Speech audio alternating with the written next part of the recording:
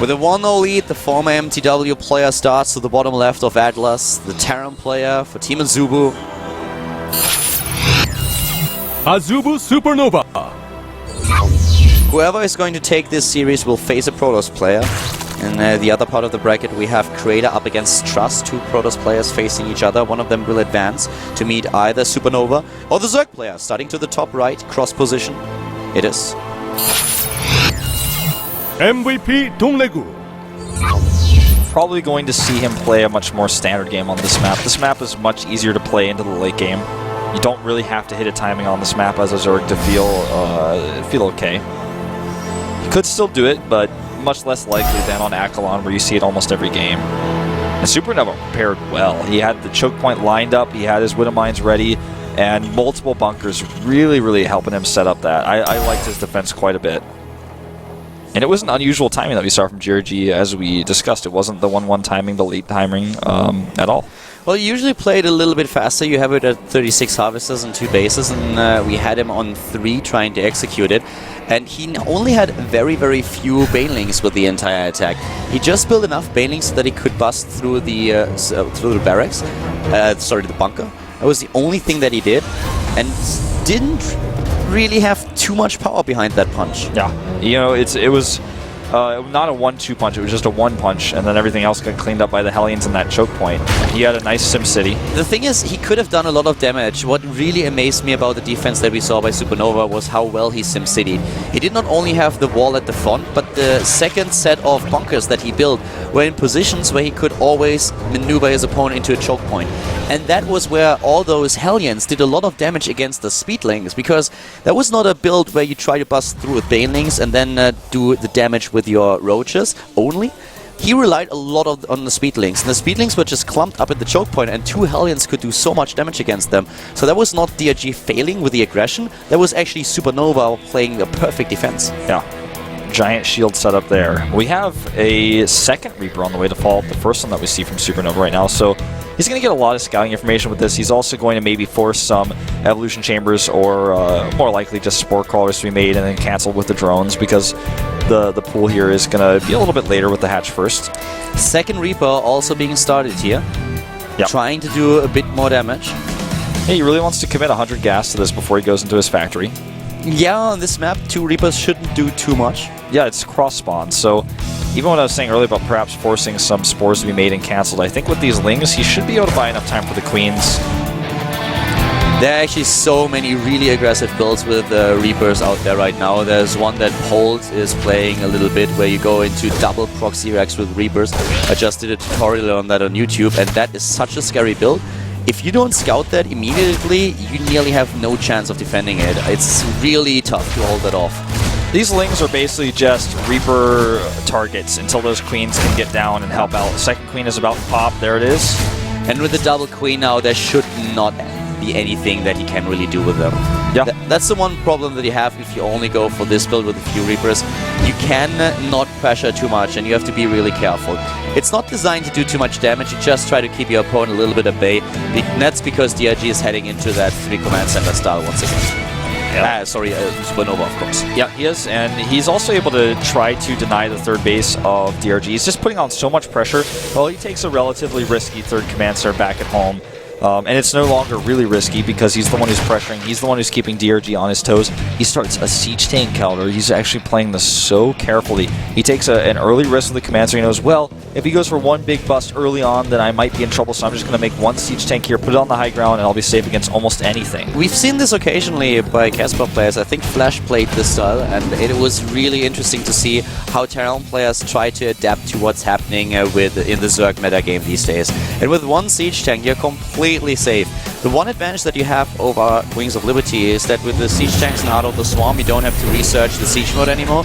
So one tank is already enough to keep Zerglings, Banelings, and Roaches at bay. Very true. He sieges it up at such an interesting location, hiding it from the Overlord here. Shows the stim, so DRG is very in the know that this is not going to be another mech play. It's just going to be standard bio, and as far as he knows, bio Widowmine. Third base for him is coming up again. We have also an extra queen. It's going to be queen number 3, if I'm not mistaken. Should be the 4. fourth yet. 4 already? Yeah. Queen number 4. Oh, double early engineering wave for SuperNova, going immediately into the upgrades, whereas DRG is heading into the lair tech, and we have the Roachborn. That wall for SuperNova with the siege tank support just gives him so much flexibility to do stuff like this now. Double evolution chamber. Wolf, that could be the timing on 3 bases that I was talking about earlier when we were on our Killon. Yeah. If you get the lair tech like this and you start with a double upgrades, you could go into the speed for the roaches and then move out, hit with a lot of roaches with 1-1 timings, and even one siege tank will not be enough to stop this. You have to identify the build so that you can counter it.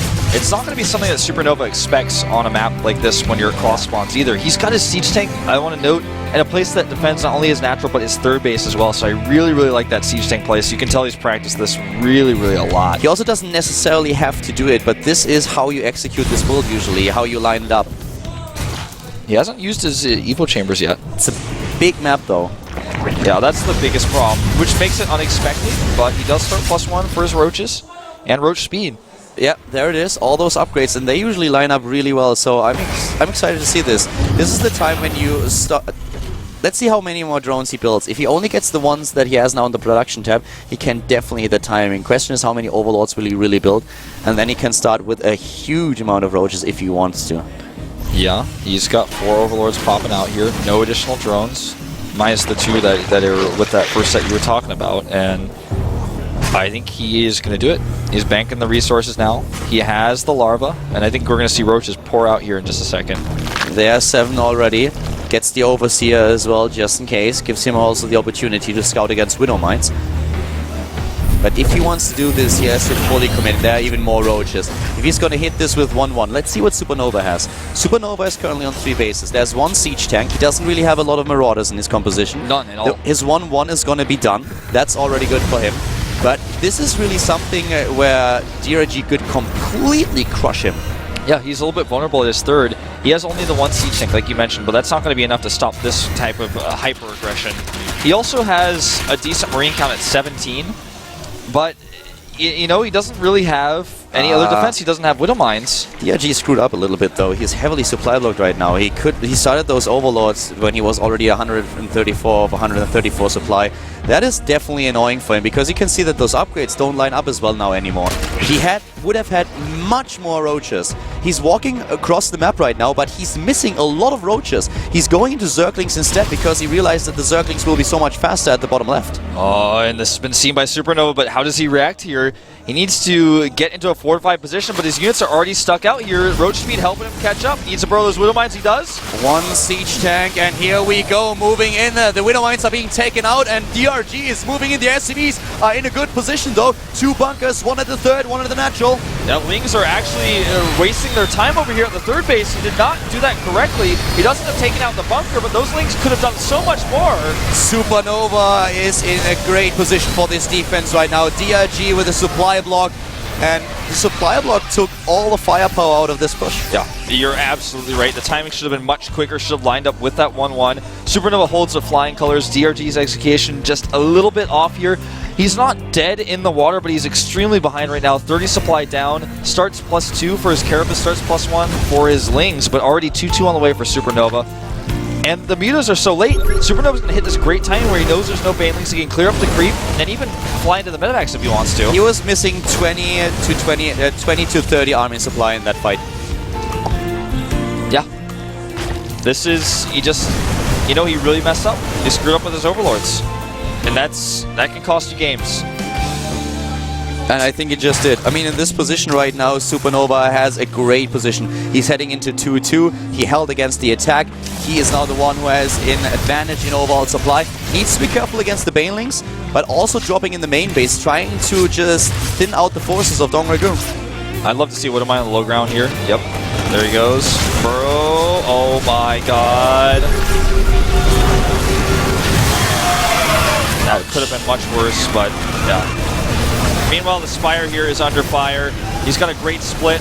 Goodbye, Spire. No more Mutalisk. Stims can boost away. Widowmine gets a good shot. It's off the creep. The Widowmine with a good hit. Now splitting against the Banelings. A 20 speed. supply lead already. Moving in again with the remaining forces. Baneling speed was just seconds away from completing, but it wasn't ready yet. And now he's remaking the Spire. He's going to lose his Baneling nest potentially here. Working well against his opponents. Zerglings, and now the Mutalisk. Mutalisk will clean this up. Is the Widowmine still in cooldown? It's about to be Just off. barely. But that one is as well. Oh! Oh, this one. Oh, wow. He's just like barely missing all these. Now he's going to hit him. Ouch. And ouch times 2. Oh, that hurt. That hurt a lot. And look at the bank that SuperNova has. He needs more production facilities. He needs supply depots as well. He starts a few now. I would like to see him use call down supply even in this case.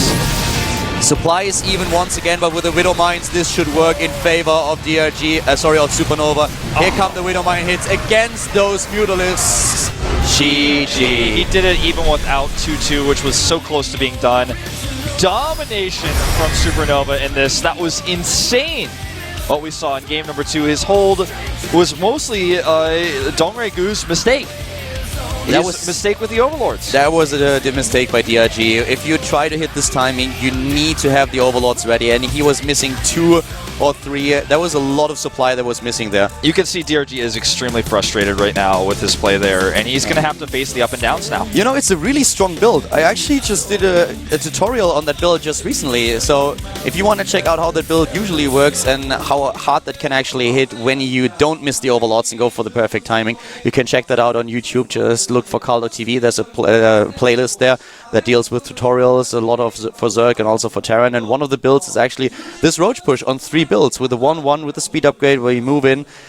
And that is so difficult to stop, especially when you don't see it, even with the siege tank that we had. So DRG must be really annoyed right now. I mean, it happens that you miss the Overlords, but just think about this build with 20 additional army supply. Probably could have won him the game. I mean, I think it would have. SuperNova playing a little bit greedy, only with the 1 tank there. And if you don't win, at least you should not be not this far behind. I mean, the defense by SuperNova, of course, was really well done. The SimCity at the 3rd base was great that he had there with the bunker. DRG in the middle of the fight suddenly realized, well, I might split my units, send a few over to the mineral line at the 3rd, but there was a bunker just waiting for him.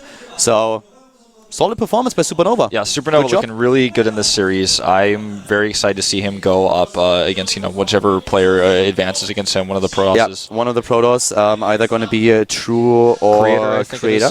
Trust or Creator, my bad. We are heading into a 5-minute break, and then we're going to start with our last best of 3 of the day, which is going to be probably the most anticipated one. Jungbi is up against Marine King. See you guys in a few minutes with our Terran vs. Protoss.